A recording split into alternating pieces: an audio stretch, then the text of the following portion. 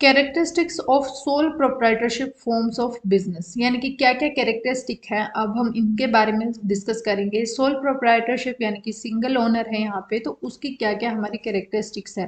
First है formation and closer. अगर हम फॉर्मेशन एंड क्लोजर की बात करें, सोल प्रोप्राइटरशिप अगर आप कर रहे हैं बिजनेस या ओपन कर रहे हैं अपना खुद का जो बिजनेस है, या रिटेल शॉप है, या फिर आप कोई सर्विस प्रोवाइड करने के लिए आप कुछ चीज़ या बिजनेस अपना ओपन कर रहे हैं, तो उसके अंदर हमारा सबसे बड़ा ये है कि इसके लिए कोई भी सेपरेट लॉ वगैरह नहीं बनाया गया है, यानी कि कोई भी अलग से कानून हमारा सोल प्रोप्राइटरशिप के ऊपर नहीं है। साथ ही साथ यहाँ पर आपको हार्डली या कोई लीगल फॉर्मेलिटी आपको बहुत कम ही करनी पड़ेगी, एक दो ही मुश्किल से आपको करनी पड़ती है। इट मीन्स यहाँ पर आप अपना बिजनेस जो है इजीली स्टार्ट कर सकते हैं, ओपन करना इसको बहुत आसान है। अगर हम इसको क्लोज करना चाह रहे हैं तो उस केस में भी हम इजीली जो है इसको क्लोज भी कर सकते हैं।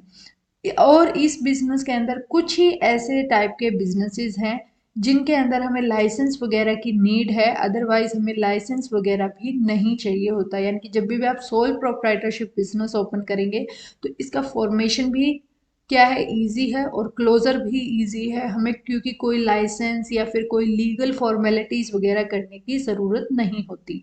नेक्स्ट आता है हमारी लाइबिलिटी। अब जैसे कि सोल प्रोप्राइटर है, यानी कि एक सिंगल ओनर है, ओनली ओनर है उस बिजनेस का, तो लाइबिलिटी का यहाँ पर मतलब ही क्या है कि जितना भी उसके ऊपर चीजें आएंगी, यानी कि भार आएगा, यानी कि जो भी हमें लेन देन करना होगा किसी के साथ, वो सिर्फ और सिर्फ उस वो इंडिविजुअल ही करेगा। यानी कि यहाँ पर अगर हम लाइबिलिटी की बात करें, जैसे लॉस होता है बिजनेस में, लाइबिलिटी की अगर हम बात करें तो ये अनलिमिटेड रहेगी। अगर आपका बिजनेस आप बंद कर रहे हैं, उस टाइम पर मान लेते हैं आपको 1 लाख रुपए का लॉस हो गया है, अगर आप उस बिजनेस को बंद करते हैं, और आपके पास जो एसेट है वो मान लेते हैं कि 60,000 के आपकी जो है एसेट सेल हो गए हैं, यानी कि जो आपके पास सामान था जो आप यूज कर रहे थे उस बिजनेस के अंदर, जैसे कि अगर फोन वगैरह से रिलेटेड आप काम कर रहे हैं, तो आपके जो फोन वगैरह वो टोटल सेल कितने के हुए, 60,000 के हुए। अब जो ये 40,000 का लॉस होगा ये कौन बेयर करेगा, ये वही इंसान बेयर करेगा जिसका वो बिजनेस है, यानी कि ओनली ओनर जो है वो उसको बेयर करेगा। साथ के साथ वो उसको अपनी पर्सनल प्रॉपर्टी से पे करना होगा। यानी कि यहाँ पर लाइबिलिटी हमारी कैसी रहेंगी, अनलिमिटेड रहेंगे। अगर आप खुद का बिजनेस करेंगे तो प्रॉफिट भी आपका होगा, लेकिन साथ के साथ अगर कोई लॉस हो जाता है तो वो भी आपको खुद ही बेयर करना होगा। नेक्स्ट आता है sole risk bearer and profit recipient.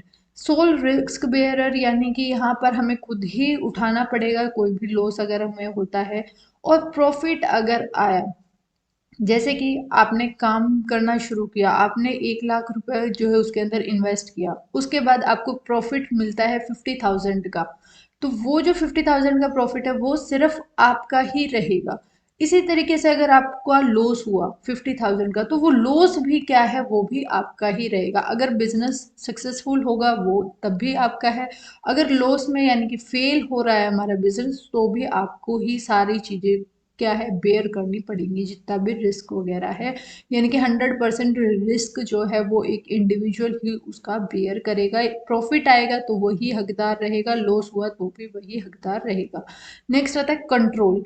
Control यहाँ पर जो है बिजनेस का, हमें पता है कि ये ओन, मैनेज और कंट्रोल बाय इंडिविजुअल, यानी कि यहाँ पे जिसने वो बिजनेस ओपन किया है, जो वो सर्विस प्रोवाइड कर रहा है, या फिर कोई रिटेलर है जो सामान सेल कर रहा है, वही क्या है उसके ऊपर कंट्रोल रखेगा। यानी कि टोटल कंट्रोल ही किसका रहेगा, इंडिविजुअल का रहेगा जिसका वो बिजनेस है।